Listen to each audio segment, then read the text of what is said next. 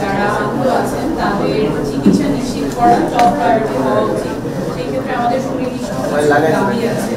চিকিৎসা নিশ্চিত করার ক্ষেত্রে প্রাথমিক ধাপ হচ্ছে তালিকাটা করা, কারা আহত হয়েছেন, কারা নিহত হয়েছেন, কাদেরকে এখন শনাক্ত করা সম্ভব হয়নি, কারা নিখোঁজ আছেন, এবং আমরা আহ্বান করছি যাতে একটা রিয়েল টাইম পাবলিক ড্যাশবোর্ড থাকে। আমরা আজকে কিছুক্ষণ আগে দেখেছি যে আইএফকের বিবৃতিতে ছিল 31 জনের ডেথ, কিন্তু আবার স্বাস্থ্য মন্ত্রণালয় এরকম যাতে সমন্বয়ের অভাব না হয়, একদম রিয়েল টাইম যাতে জানা যায় কতজন হয়েছেন, আহত কতজন, কতজন মিসিং, কতজন আছেন, কাউকে শনাক্ত করা যায়নি, এটা যাতে নিয়মিত ভিত্তিতে আপডেট হতে থাকে। এটা রিয়েল টাইম পাবলিক প্রয়োজন। এখানে যে সংশয়গুলো বিষয়গুলো আছে সেগুলো নির্মাণ করার জন্য এরপরে তালিকা যখন হয়ে গেছে, আমরা জানি যে কতজন আহত আছে, কতজন এর সাহায্যের জন্য চিকিৎসা প্রয়োজন, ওনাদের যথাযথ চিকিৎসা নিশ্চিত করা টপ প্রায়োরিটি। আমরা গতকাল থেকেই দেখেছি চিকিৎসক, নার্স এবং অন্যান্য স্বাস্থ্যসেবা কর্মী যারা আছে তারা অত্যন্ত পরিশ্রম করছে, সেজন্য অনেক ধন্যবাদ। এই চিকিৎসা যাতে যথাযথভাবে চলতে পারে সেই জন্য যা যা প্রয়োজন, জনবল প্রয়োজন, সরঞ্জাম প্রয়োজন, সেগুলো যাতে হাসপাতালগুলোতে সরবরাহ করা হয় সেটার জন্য আমাদের সরকারের প্রতি আহ্বান থাকবে। আমরা ইতিমধ্যে শুনেছি যে কারো কারো বিদেশে যাওয়ার প্রয়োজন হয়, সেটাও যাতে খুব দ্রুততার সাথে পাঠানো সম্ভব হয় সেই পদ্ধতিটা করা প্রয়োজন। আরেকটা জিনিস অনেক সময় সামনে আসে না, কিন্তু একটা খুবই বড় দুর্ঘটনা ছেলেমেয়েরা ক্লাসরুমে ছিল, তাদের উপরে এই দুর্ঘটনাটা হয়েছে এবং যারা ভুক্তভোগী বিশাল একটা ট্রমার মধ্যে দিয়ে গিয়েছে। তো যারা ভুক্তভোগী আছে তাদের মেন্টাল হেলথ কাউন্সিলিং করার প্রয়োজন এবং এইটা যাতে সবার জন্য নিশ্চিত হয় সেটা আমাদের আহ্বান থাকবে। ছোট ছোট বাচ্চারা যারা সারাটা জীবন করে আছে ওদের পুনর্বাসন নিয়েও একটা চূড়ান্ত পরিকল্পনা থাকার প্রয়োজন। ওরা যাতে পড়ালেখা করতে পারে, পরে কাজ করার প্রয়োজন হবে অনেকের ক্ষেত্রেই। যথাযথ চিকিৎসা, পুনর্বাসনের এই পুরো প্রক্রিয়াটা নিশ্চিত করার জন্য উচ্চ ক্ষমতা সম্পন্ন একটা বিশেষ টিম ফর্ম করার জন্য আমাদের আহ্বান থাকছে, যেখানে বিভিন্ন মন্ত্রণালয় যাদের কোঅর্ডিনেশন করা প্রয়োজন চিকিৎসা এবং পুনর্বাসন নিশ্চিত করতে একটা দায়িত্বশীল উচ্চ ক্ষমতা সম্পন্ন বিশেষ টিম তৈরি করার আহ্বান থাকবে, যাতে চিকিৎসা পুনর্বাসন কোনো আমলাতান্ত্রিক জটিলতায় আটকে না যায়, দীর্ঘসূত্রতার মধ্যে যাতে না করে খুব দ্রুত যাতে ডিসিশন নেওয়া যায়, কোনো কারণে যাতে চিকিৎসা আটকে না হয়। আর আমাদের এই যে ঘটনা হয়েছে এটা যাতে নিরপেক্ষ তদন্ত হয় সেটার জন্য আমাদের সরকার থেকে আহ্বান থাকবে। আর আমরা দেখছি গতকাল থেকে যে অনেকে সমস্ত সরকার রুমে গিয়ে এসেছেন, চিকিৎসক, ফায়ার ফাইটার, সোলজার, স্টাফ, নাগরিক অনেক রুমে গিয়ে এসেছেন, ওনাদের প্রতি আমাদের কৃতজ্ঞতা। কিন্তু একটা বিষয় থাকে যে হাসপাতালে ভিড় করলে কিন্তু এখানে মেজরিটি রোগী হচ্ছে ওয়ার্ডের রোগী, গোড়া রোগী, ওনাদের ক্ষমতা কমে যায়। যদি ভিড় থাকে তাহলে ইনফেকশনের সম্ভাবনা বেড়ে যায় এবং ইনফেকশন থেকে মৃত্যুঝুঁকি বাড়ে। তাই হাসপাতালে অযথা ভিড় না করার আহ্বান থাকবে। আর যেহেতু একটা টেন্স সিচুয়েশন, অনেক ধরনের ইনফরমেশন সামনে আসতে পারে, যে কোনো তথ্য সামনে আসলে সেটা যাচাই না করে শেয়ার না করার আহ্বান থাকবে। স্বল্প মেয়াদের কত চিকিৎসা পুনর্বাসন থাকে, কিন্তু আমাদের আরেকটা জিনিসের প্রতি আমাদের মনোযোগ থাকা প্রয়োজন। এখন যখন এমার্জেন্সি হয়, এমার্জেন্সি হলে আমাদের জরুরি চিকিৎসা ব্যবস্থা কিভাবে ফাংশন করে সেটার একটা রোড ম্যাপ থাকে। গতকালকে আমরা শুনেছি আমাদের কাছ থেকে যখন উদ্ধার হচ্ছে সেখানে হাই লেভেলের একটা মেডিকেল ছিল না, অনেকে কিভাবে যাবে হাসপাতালে, রিক্সায় যাবে না সিএনজিতে যাবে, হাসপাতালে পৌঁছাতে দেরি হচ্ছে, হাসপাতালে পৌঁছানোর আগে যে চিকিৎসাগুলো দেওয়া সম্ভব সেগুলো দেওয়ার উপায় ছিল না। তো আমাদের এই যে এমার্জেন্সি টিম, 9 হসপিটাল কেয়ার, এই পুরো জিনিসটা যাতে আমাদের রাষ্ট্রীয়ভাবে ব্যবস্থা থাকে, যখন কোনো ক্রাইসিস হবে, যখন কোনো এমার্জেন্সি হবে সেটা কীভাবে ডিল করা হবে এবং যেই ইনজুরি, যেই হতাহতের ঘটনা বা যেই ক্ষতিগুলো আমরা প্রতিরোধ করতে পারি চিকিৎসার মাধ্যমে, সেটা যদি দ্রুততম সময়ে চিকিৎসা নিশ্চিত করা যায় সেই ব্যবস্থাটা করা প্রয়োজন। আমাদের গতকালের ঘটনায় শুরু করে জানি এবং আমরা সেই শোক প্রকাশ করছি গভীরভাবে। কিন্তু গতকাল থেকে আজকে পর্যন্ত যে পরিস্থিতি ডেভেলপ হচ্ছে, আসলে এটা সরকার আরো দায়িত্বশীল এবং মানবিক আচরণ করতে পারে। আমাদের কাছে মনে হচ্ছে সরকার দায়িত্বশীল আচরণ এবং সঠিক সময় সঠিক পদক্ষেপ নিতে না পারায় পরিস্থিতি তাদের নিয়ন্ত্রণের বাইরে চলে গিয়েছে। আজকে কিন্তু সারাদিন আন্দোলনের ঘটনা আপনি দেখেছেন, সচিবালয়ের ঘটনা দেখেছেন। আমরা প্রথমত মাইলস্টোন কলেজের শিক্ষার্থীদের, আন্দোলনরত শিক্ষার্থীদের যে 6 দফা দাবি, সেই 6 দফা দাবির সাথে আমরা জাতীয় নাগরিক পার্টি সহমতি প্রকাশ করছি। তারা যৌক্তিক কিছু দাবি উপস্থাপন করেছে এবং এই দাবিগুলো আসলেই দ্রুত সময়ের মধ্যে সরকারের এটা বাস্তবায়ন করা উচিত। আমরা কিছু কিছু উপদেষ্টার খুবই দায়িত্বজ্ঞানহীন আচরণ দেখি, বিশেষত শিক্ষা উপদেষ্টা। গতকাল রাতে 3টা-4টার সময় আমাদেরকে জানতে হচ্ছে যে এইচএসসি পরীক্ষা স্থগিত করতে হবে এবং অন্য উপদেষ্টারা তাকে ফোন দিয়ে পাচ্ছেন। তাহলে একটা সরকারের যদি এই ধরনের অবস্থা হয় যে নিজেদের উপদেষ্টাদের মধ্যে সমন্বয় নেই এবং এই দেশের একটা ইমার্জেন্সি সিচুয়েশন যেখানে পুরো শিক্ষার্থী ছাত্র সমাজ হচ্ছে ট্রমাটাইজ এবং ঢাকার শিক্ষার্থীরা ব্যস্ত এই পুরো ঘটনা নিয়ে, সেখানে একটা সিদ্ধান্ত নিতে রাত 3টা-4টা বাজতেছে এবং এখানে এক ধরনের অনিশ্চয়তা তৈরি হইতেছে, শঙ্কা তৈরি হইতেছে। এই পরিস্থিতিতে কিন্তু সরকার যদি দায়িত্বশীল আচরণ করতো, সরকারের উপদেষ্টারা, তাহলে কিন্তু এই ধরনের পরিস্থিতি তৈরি হইত না। দ্বিতীয়ত হচ্ছে আমরা গতকাল রাত থেকে দেখতেছি যে লাশ গুম করার এক ধরনের প্রচারণা আমরা দেখতেছি। সেই জায়গায় সরকারের জায়গা থেকে আসলে সঠিক বক্তব্য আসা উচিত ছিল, আসলে ঘটনাটা কি এবং এই ধরনের কোনো ধরনের ঘটনা যাতে ঘটার সুযোগ না থাকে। সরকারকে দ্রুত সময়ের মধ্যে আসলে ওই স্কুলে ওই সময় কতজন ছিলেন শিক্ষার্থী, স্টাফ, শিক্ষক সহ সেটা আসলে প্রকাশ করা উচিত এবং কতজন হতাহত আছেন এটা এবং রেগুলার আপডেট করা উচিত সরকারের পক্ষ থেকে, যাতে এই ধরনের কোনো গুজব না হয় এবং সরকারের বা বিভিন্ন জায়গা থেকে এই ধরনের যাতে লাশ গুম করার কোনো ঘটনা আসলে যাতে না ঘটে থাকে। ফলে সরকারকে সঠিক তথ্য প্রকাশ করতে হবে এবং এটা প্রচার করতে হবে ব্যাপকভাবে। এটা আসলে নিহত দেশ এবং আমাদের সঠিক সংখ্যা নিরূপণ করতে হবে। আর যেটা আমাদের প্রাচীন যারা বললেন যে আমাদের চিকিৎসার ক্ষেত্রে এবং দীর্ঘমেয়াদী পুনর্বাসনের ক্ষেত্রে যে পদক্ষেপগুলো নেওয়া উচিত আমরা সেগুলোর দাবি জানাচ্ছি। পুরো ঘটনার একটা নিরপেক্ষ তদন্ত হওয়া উচিত, কেন আসলে এই ধরনের বিমান দুর্ঘটনা ঘটলো। সরকারের উচ্চ পর্যায় থেকে আসলে তদন্ত কমিটি করা উচিত এবং সেই জায়গায় সরকারের বাইরেও বিশেষজ্ঞদের সাথে কথা উচিত, স্কুল কর্তৃপক্ষের প্রতিনিধি থাকা উচিত এবং ভবিষ্যতে যাতে এই ধরনের ঘটনা না ঘটে এই জন্য দীর্ঘমেয়াদী আমাদের রেস্কিউ টিম সহ মেডিকেল টিমের মধ্যে পদক্ষেপ নেওয়া উচিত।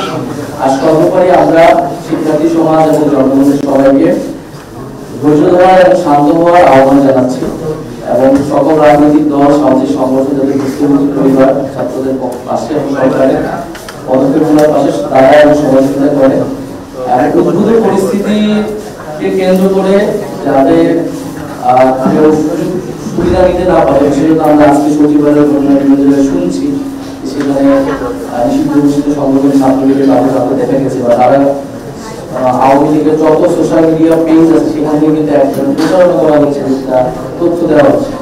সেই জায়গায় আসলে আমাদের সচেতন হওয়া উচিত এবং মূলত সরকার যদি দায়িত্বশীল আচরণ করতো তাহলে আসলে এই পরিস্থিতিটা হতো না। সরকার যাতে দায়িত্বশীল আচরণ করে এবং যে দাবি দেওয়াগুলো উঠেছে সেটা যাতে দ্রুত সময়ের মধ্যে বাস্তবায়ন করে এবং জনগণের জায়গা থেকে আমরা সবাই যাতে সচেতন থাকি, ধৈর্য ধারণ করি, আমরা এই আহ্বানটা আজকে প্রেসিডেন্ট থেকে জানাচ্ছি জনগণের উদ্দেশ্যে।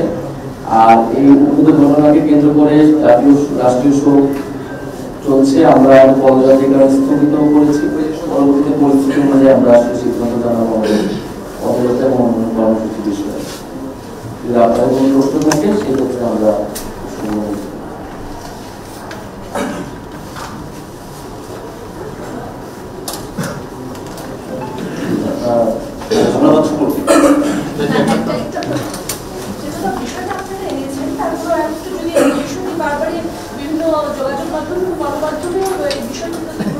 আলোচনায় এসেছে কিন্তু বিস্তারিতভাবে আমরা এখনো কাজ করার যথেষ্ট সম্ভব।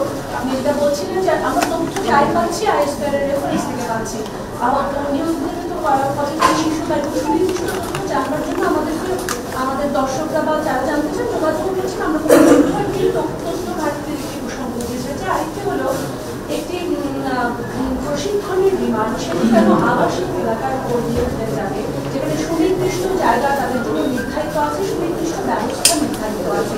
এই বিষয়টি নিয়ে আমি ব্যক্তিগতভাবে কাজ করেছিলাম, আমরা তদারক করেছি, তদন্ত পাইনি। আপাতত জরুরি মুহূর্তে কোনো কথা তারা বলতে পারছে না কর্তৃপক্ষ। আপনারা কি মনে করেন যেখানে একটি জায়গা বেঁধে দেওয়া আছে, ব্যবস্থাপনা বেঁধে দেওয়া আছে, সেখানে একটি যুদ্ধ বিমান নিয়ে একজন প্রশিক্ষণের এককভাবে প্রথম দিনই একটি জায়গায় গেলেন এবং তার ভর্তিকে উদ্ধার করা হলে সে সময় অনেকগুলো কোশ্চেন মার্ক তৈরি হয়েছে। পুরো এই ব্যবস্থাটাকে আপনারা আমাদের কাছে মনে হচ্ছে যে এখন যে ইমার্জেন্সি সিচুয়েশন তৈরি হয়েছে সেটা আসলে ট্যাকেল করা উচিত। কারণ এটা আসলে খুবই সেন্সিটিভ, হুট করে কোনো কমেন্ট আসলে করা উচিত না।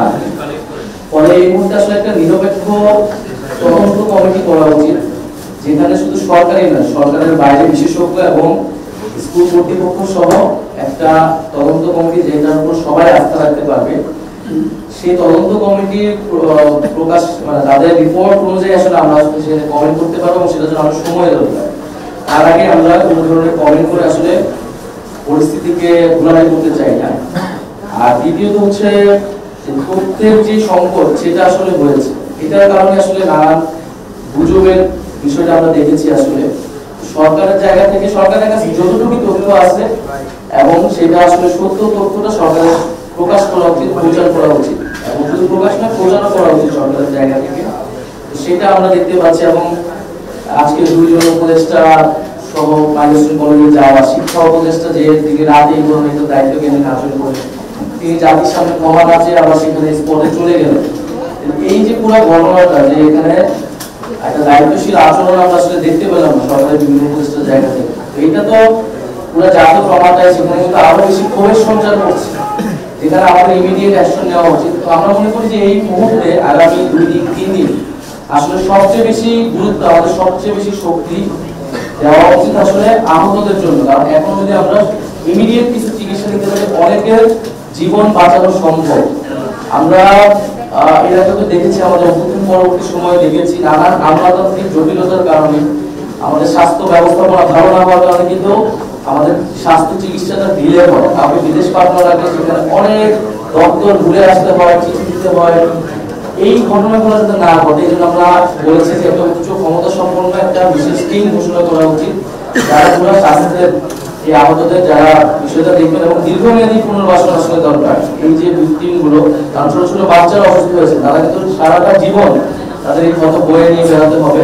ফলে আমাদের আসলে সকলেরই পুরো ফোকাস হওয়া উচিত এখন আহতদের সাথে চিকিৎসার ক্ষেত্রে, এবং সেক্ষেত্রে আসলে সরকারকেই ব্যবস্থাগুলো নিতে হবে আর সার্বিকভাবে সঠিক তথ্য প্রচার করতে হবে, যাতে আমরা জনগণ আশ্বস্ত থাকে, জনগণ আস্থার জায়গাটায় থাকে। সেই আস্থার সংকট থেকে আমরা মনে করি যে আজকে কিছু পরিস্থিতি তৈরি হয়েছে এবং সরকারের উচিত ভুক্তভোগী ফ্যামিলি যারা রয়েছেন, আন্দোলনরত যারা রয়েছেন, যে দাবিটি আছে তাদের সাথে সঙ্গে কথা বলার মধ্যে তাদেরকে আস্থায় নেওয়া। একটা প্রশ্ন ছিল আসলে আপনাদের আজকে যে সংবাদ সম্মেলনটা প্রায় এই গত বছরের এই বছরের প্রায় জুলাইয়ের যে ম্যাসাকার হয়েছে, যে গণহত্যাটা হয়েছে, আজকে প্রায় 1 বছর চলছে। এই 1 বছরে আসলে শহীদ পরিবারের বিচার কত দূরে গিয়েছে? আওয়ামী রাষ্ট্রীয় কাঠামো এখনো সচিবালয় থেকে শুরু করি, গণমাধ্যম থেকে শুরু করি, কোথাও কোনো পরিবর্তন হয় নাই। বিশেষ বাহিনী এর আগে জিয়া রহমানের সময় ছিল, এরশাদের সময় ছিল, এখনো বিশেষ বাহিনী এবং আইন শৃঙ্খলা বাহিনী অতীতের মতো ক্ষমতা নিয়ে মাঠে রয়েছে। তাদের আসলে কার্যক্ষমতা ঠিকভাবে আছে কিনা সব মিলিয়ে বলতে চাই, অভ্যুত্থান পরবর্তীতে 1 বছরে আপনাদের সফলতা কি? মানুষ মনে করছে এই অভ্যুত্থান পরবর্তী আপনারা হাসিনাকে সরাতে পেরেছেন, কিন্তু কোনো ধরনের পরিবর্তন করতে পারেনি। এটা আপনাদের কোনো দায় আছে কিনা?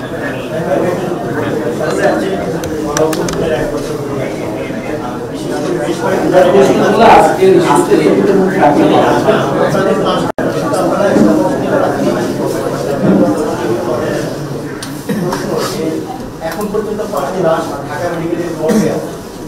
যারা এটা নিয়ে কাজ করে তারা অভিযোগ করেছে, যারা আছে তাদেরকে বারবার বলেছে এই বিষয়ে আমাদের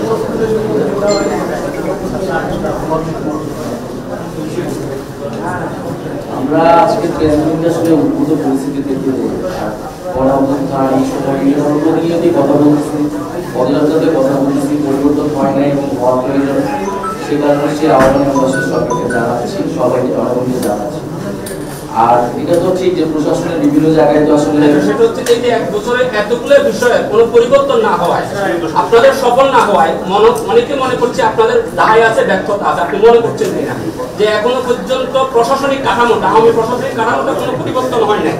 ঠিক আছে, শহীদ পরিবারের এখনো পর্যন্ত কোনো তাও পরিবর্তন হয় না। মনে করা হচ্ছে শহীদ পরিবার আমি বাংলাদেশ টেলিভিশনে একটা কর্মসূচি প্রোগ্রাম করি যে গণহত্যার বিচার নিয়ে, ওখানে প্রায় 100 জন শহীদ পরিবারের সাক্ষাৎকার নেওয়া হয়েছে। তারা প্রত্যেকে আসলে ক্ষুব্ধ। এখনো পর্যন্ত আওয়ামী প্রশাসন পরিবর্তন না হওয়ায়, কাঠামো পরিবর্তন না হওয়ায়, আইন শৃঙ্খলা বাহিনীর প্রশাসনিক যে শক্তি নিয়ে মাঠে আছে পরিবর্তন না হওয়ায় তারা আপনাদের ব্যর্থতা দেখছে, দায় দেখছে। কি বলবেন আপনি? আমরা সেই রাষ্ট্রীয় সংস্কারের, রাষ্ট্র কাঠামো সংস্কারের দাবিতে কিন্তু আমরা ক্ষমতাযাত্রা শুরু করেছি এবং আমরা একই কথাই বলছি, ক্ষমতার পরিবর্তন এবং সবচেয়ে বেশি পরিবর্তন দরকার রাষ্ট্রীয় কাঠামোর বন্দোবস্তের পরিবর্তন। সেটির জন্যই আসলে এত বড় গণঅভ্যুত্থান, আত্মত্যাগ এবং সেটা প্রশাসন থেকে শুরু করে সব জায়গায় এই পরিবর্তনটা প্রয়োজন। এখন ধরেন যে শিক্ষা সচিব যাকে আজকে প্রতিষ্ঠাপনা হলো, তার যে ব্যর্থতা আছে এটা তো আজকে গতকালকে শুধু প্রমাণ হয়েছে এরকম। এর আগে আমরা জগন্নাথ বিশ্ববিদ্যালয় আন্দোলন দেখেছি, উনি পরিস্থিতি ট্যাকেল করতে পারে না এবং এই ধরনের আমলারা কিন্তু সরকারকে আরো বিপদে ফেলতেছে এবং জনগণের যে দাবি দেওয়া, সেই দাবি দেওয়া পূরণের ক্ষেত্রে বাধা হয়ে দাঁড়াচ্ছে বিভিন্ন ক্ষেত্রে। তবে সেই প্রশাসনিক ব্যর্থতা রয়েছে এই সময় এই জায়গায়, সেটা আসলে প্রশাসনিক এই সংস্কার, পুলিশের সংস্কারের কথা কিন্তু আমরা সর্বাগ্রে বলে যাচ্ছে এবং সেটার জন্য কিন্তু আমরা এই জুলাই পদযাত্রা কর্মসূচি নিয়েছিলাম। সারা দেশের শহীদ পরিবারের সাথে কিন্তু আমরাও কথা বলছি, তাদের সমস্যাগুলো এবং কেন হয়নি, আমাদের জায়গা থেকে আসলে কি সীমাবদ্ধ ছিল আমরা তাদের কাছে সেটা বলছি এবং সেই বিষয়গুলোকে সামনে নিয়ে আমাদের যে দাবি দেওয়া এবং ইস্তেহারের কথা কিন্তু আমরা বলছি যে আমরা ফিরে প্রকাশ করি। তবে আমাদের এখন সার্বিকভাবে এই উন্নত পরিস্থিতির ক্ষেত্রে আমাদের সবার আসলে ঐক্যবদ্ধ হওয়া উচিত এবং এই জনসচেতনতা এবং সঠিক তথ্য প্রচার এবং আহতদের চিকিৎসার ক্ষেত্রে আমরা আসলে সবাই মনোযোগ করি এই বিষয়টা এবং সাংবাদিকদের ক্ষেত্রে আমরা সাংবাদিকদেরকেও উদ্যত আহ্বান জানাচ্ছি এই সময়ে আমাদের আসলে সঠিক তথ্যটা প্রকাশ এবং প্রচারে সহায়তা করে আমরা যাতে জনগণের আস্থা রাখতে পারি এবং আমাদের যে ন্যাশনাল ট্রমাটা তৈরি হয়েছে সেটা যাতে আমরা কাটিয়ে উঠতে পারি এবং সৃষ্টিকর্তা যারা ভুক্তভোগী তাদের উপর রহমত দিন, এটাই আমাদের ধন্যবাদ।